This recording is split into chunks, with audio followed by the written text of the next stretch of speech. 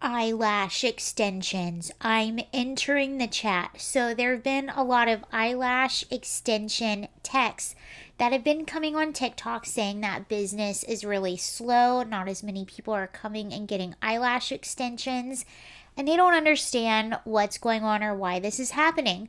And then there have been a lot of response videos from people saying, like, well, obviously people aren't getting those things done. We're in a period of inflation. People are saving money. I've also seen some people say the customer service in this industry is really bad, and I think all of those reasons are very valid and very true.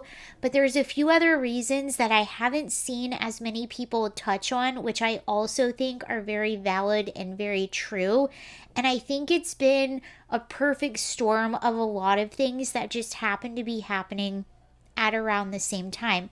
So, the first thing I haven't seen talked about as much is the fact that, and I'm saying this from a perspective of, I lived in Los Angeles at the height before the pandemic of the popularity of having eyelash extensions. And it was kind of, I hate to say this, but, and this isn't for everyone, but it is for a significant amount of people that would get these procedures services regularly. It was kind of a fad, like beauty trend. It was very fad. It was very heightened at a moment. And there was a time where in Los Angeles, every single girl had fake eyelashes and she would get them done routinely. And now none of those girls even use lash serum anymore. None of those girls even wear the lashes that you can get at the drugstore anymore. They just don't. So it was not for everyone, but for a significant portion of women that got them, it was kind of a fad thing. And this happened around the same time as the lip injections. Like, there was a time where every single girl had duck lips, and now it's not as prevalent. Yeah, a lot of people still get them, but they don't get them as much. They don't. So yeah, there, for a portion of people it was a fad thing, and that fad is now done. It's not as cool, and you can see this because not as many people even use lash serum. The second thing was, and yeah, inflation goes into this, but we also had COVID. So during COVID, and COVID came right after the big fad of people going and getting their lashes done.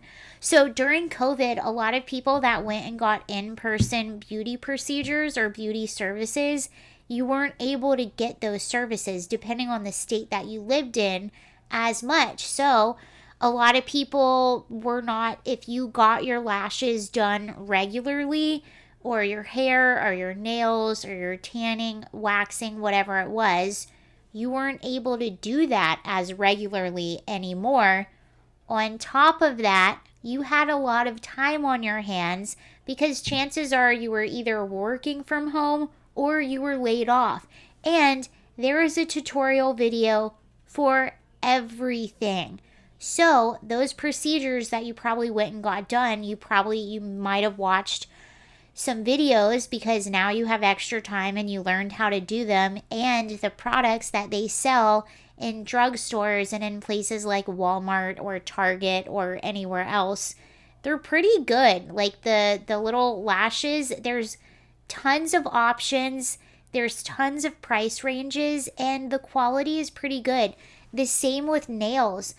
I have seen some of these press-on nails. These are not the press-on nails of your mother's time. These are really good press-on nails, and they last, in a lot of cases, almost the same time as getting your nails done. So what happens is, I think a lot of women just learned how to do these things on their own. Some of the trends died out. They realized that I can buy like the same quality and have it at home. I did see one person that explained it's the control too.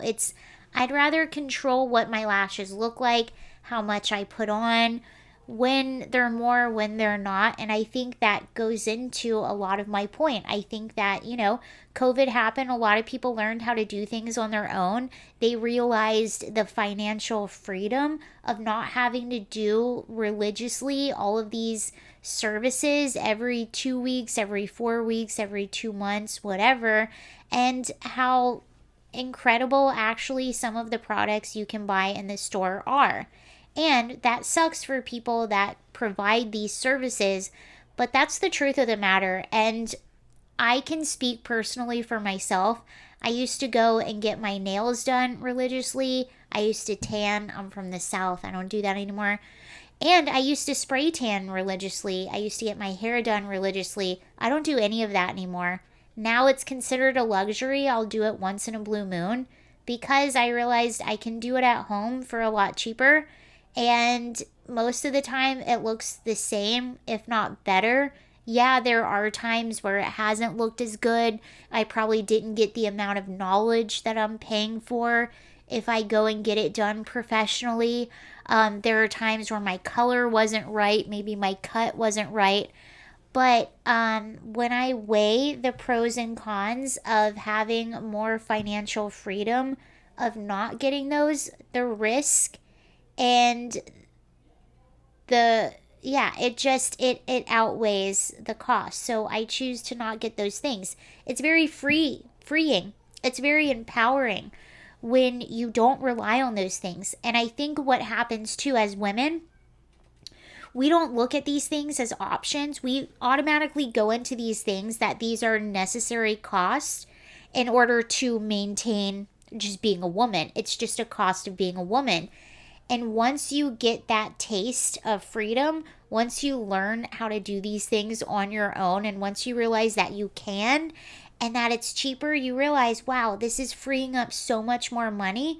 I feel free. I feel liberated. I feel empowered.